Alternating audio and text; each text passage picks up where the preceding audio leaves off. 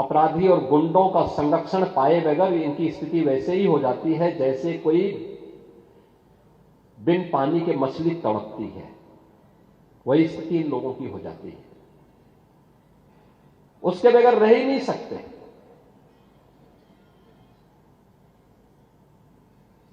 लोहिया के नाम पर राजनीति करेंगे, लेकिन लोहिया के एक ही आदर्श को अपने जीवन में ही अंगीकार नहीं करेंगे।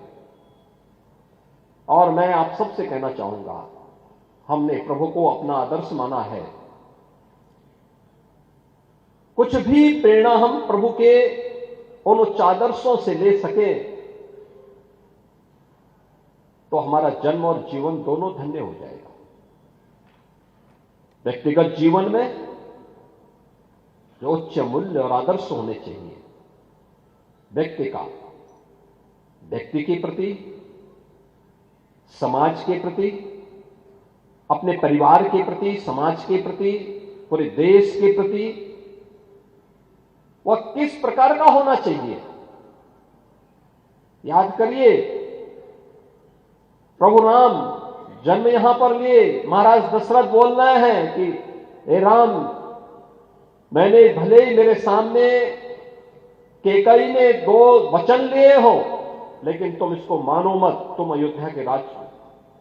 अयोध्या में रह करके यहां की राजगद्दी पर अपना कब्जा करो, उसको वहां पे स्थापित हो जाओ। उन्होंने कहा नहीं, मुझे अयोध्या की गद्दी मिल जाएगी। मैं ये भी जानता हूं मेरे भाई कुछ नहीं बोलेंगे, सब मेरे साथ खड़े होंगे, लेकिन लोगों के सामने क्या, आने वाली पीढ़ी के सामने कौन सा आदर्श होगा, यह उन्होंने उस समय कहा।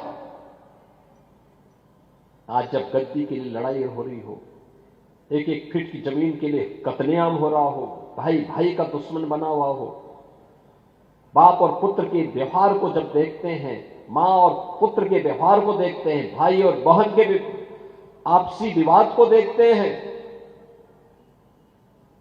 रामायण के आदर्श कहां गए? सामाजिक स्थिति के बारे में जातीय संगठन किस प्रकार की सामाजिक व्यवस्था को तार तार कर रहे हैं। भगवान राम और निषाद राज की मैत्री कहां गई? वो मैत्री कौन उसको जोड़ेगा? वे गले मिलते हैं निषाद राज के। यह हमारा सौभाग्य है कि श्रृंगवेरपुर में हमारी सरकार ने भगवान राम और निषाद राज की उन्हीं स्मृतियों को जीवंत बनाने के लिए 56 फुट ऊंची एक बड़ी प्रतिमा को वहां स्थापित किया है। चित्रकूट में उन्होंने वनवास का सर्वाधिक समय व्यतीत किया और चित्रकूट के सामाजिक जीवन को एक नई जीवंतता दी। वहां के कोल, वहां के वनवासी, वहां के गिरवासी, वहां के प्रत्येक नर नारी के जीवन में एक नया परिवर्तन लाने का कार्य किया। और जब वहां से अंतिम वर्ष में फिर उन्होंने कहा कि नहीं, अब हमारा वनवास का कालखंड का अंतिम दौर चल रहा है, अब कुछ लीला भी रच ली जाए। और फिर वह दंडकारण्य के लिए प्रवेश करते हुए आगे बढ़ते हैं, देखते हैं ऋषि मुनियों के साथ क्या कुछ हुआ है। ऋषि मुनि केवल ऋषि मुनि नहीं, ये संत केवल बाना पहन करके संत नहीं, भारत की ज्ञान की धरोहर के ये वर्तमान की उस विरासत को आगे बढ़ाने की एक महत्वपूर्ण कड़ी भी है। प्रभु राम ने उस समय इसीलिए कहा था कि निस्सरहीन करो में वो जो उठाए प्रणकीन, उन राक्षसों के लिए जो संकल्प उनका था। अयोध्या के राजकुमार थे, भरत जी तो पूरी सेना के साथ उनको वापस लेने के लिए गए थे। निषाद राज तो उन्हें गले लगा करके कह दिए थे कि आप मेरे राज्य में रहिए, राज्य आपका है, मैं आपका सेवक बन करके रहूंगा। लेकिन नहीं, पिता को दिए गए संकल्प को मुझे चरितार्थ करना है, लेकिन इस कालखंड को भ्रमण में व्यतीत नहीं करना है, बल्कि कुछ ठोस करके दिखाना है। आने वाली पीढ़ी के लिए कुछ आदर्श प्रस्तुत करने हैं। माता सबरी के वेद खाने हो, वनवासियों और गिरवासियों को जोड़ करके एक बड़ी सेना खड़ी करके उस समय के सबसे बड़े आतंक और राक्षसी प्रवृत्ति के प्रतीक रावण का अंत करना हो, रामेश्वरम में ज्योतिर्लिंग की स्थापना करनी हो या सेतु बंध के निर्माण का कार्य, ये सब आज भी हमारे सामने है।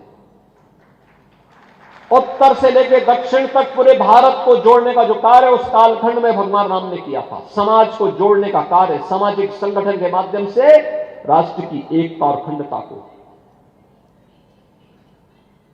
कृष्ण कंधा का राज जीतते हैं, लेकिन राज्याभिषेक सुग्रीव का करते हैं। लंका को जीतते हैं, राज्याभिषेक विभीषण का करते हैं। यह है राम का आदर्श। और इसीलिए आज जब हम सब यहां पर आए हैं, भगवान राम ये सब करने में इसलिए सफल रहे क्योंकि उन्होंने जोड़ा था, पूरे समाज को जोड़ा था, सबको जोड़ा था। ये जोड़ने के कार्य को अगर हमने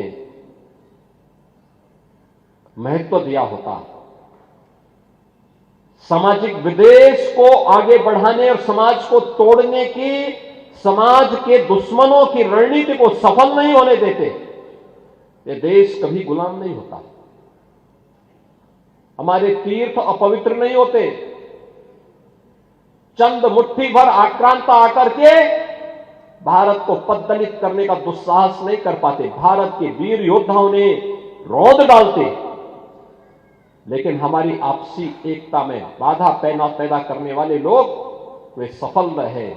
और उन्हीं के जो जीन्स है वे आज भी हैं, जो जाति के नाम पर राजनीति करके सामाजिक ताने बाने को छिन्न भिन्न करने का प्रयास कर रहे हैं। दुश्मन बगल के देश में किस प्रकार का कृत्य कर रहे हैं, याद रखना। किसी को अगर गलतफहमी हो, 500 वर्ष पहले बाबर के एक सिपह सालार ने जो काम अयोध्या में किया था,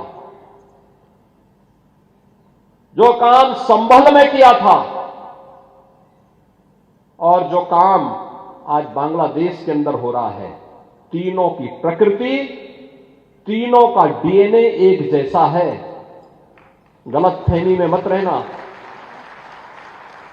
अगर कोई ये मानता है कि वो बांग्लादेश में हो रहा है, तो यहां भी बांटने वाले तत्व उनके लिए बेंट बन करके खड़े हो रखे हैं, पहले से खड़े हैं। वे समाज के सामाजिक ताने बाने को छिन्न भिन्न कर रहे हैं, सामाजिक एकता को तोड़ करके, आपको बांट करके फिर काटने का और कटवाने का पूरा इंतजाम भी कर रहे हैं। ये बांटने वाले लोग, बहुत सारे लोग तो ऐसे हैं जिन्होंने दुनिया के तमाम देशों में प्रॉपर्टी खरीद करके रखी हुई है। यहां संकट आएगा वहां भाग जाएंगे, मरने वाले मरते रहेंगे, यही करेंगे लोग। और इसीलिए आप सबसे मैं कहने के लिए आया हूं, हमने अगर प्रभु को अपना आराध्य माना है, उनके प्रति समर्पण का भाव है, ये तब तक अधूरी है जब तक हम उनके उच्च आदर्शों से कुछ प्रेरणा प्राप्त करके अपने जीवन को उसके अनुरूप में ढाल दें और उसके अनुरूप तैयार करना, अपने आप को उसके अनुरूप करना। रामायण का तो एक एक दृश्य अत्यंत प्रेरणादायी है, अत्यंत प्रेरणादायी है। याद रखना, देश का जो भारत दुनिया का सबसे पहला महाकाव्य कोई आया है, वो महाकाव्य महर्षि वाल्मीकि का रामायण ही माना जाता है। लौकिक संस्कृत का इतना अच्छा महाकाव्य दुनिया के अंदर कहीं नहीं है, किसी के पास नहीं है। एक धरोहर है आपकी। प्रभु को भी स्थानीय बातें बहुत अच्छी लगती हैं। तुलसीदास जी ने रामचरितमानस भी अवधी भाषा में रची, कितना लोकप्रिय होगा, पूरे देश के अंदर छा गया। यानी ये धर्म के दोनों हेतु को, सांसारिक उत्कर्ष का भी और निष्क्रिय की पथ का भी अनुसरण करने की एक नई प्रेरणा प्रदान कर देता। एक साथ ये दोनों हमारे पावन ग्रंथ हम सबको एक नई प्रेरणा प्रदान कर रहे हैं। और बहनों और भाइयों, उन्हीं भावों को आगे बढ़ाने के लिए याद करिए, जब प्रधानमंत्री मोदी जी यहां पर आए थे, उन स्मृतियों को हम जीवंत बना सके, उसी के लिए अयोध्या में यह कार्य प्रारंभ हुआ। पहले अयोध्या धाम को उसका पुरातन गौरव प्राप्त हो। हम लोगों ने 2017 में यहां पे रामायण मेले के आयोजन को आगे बढ़ाया।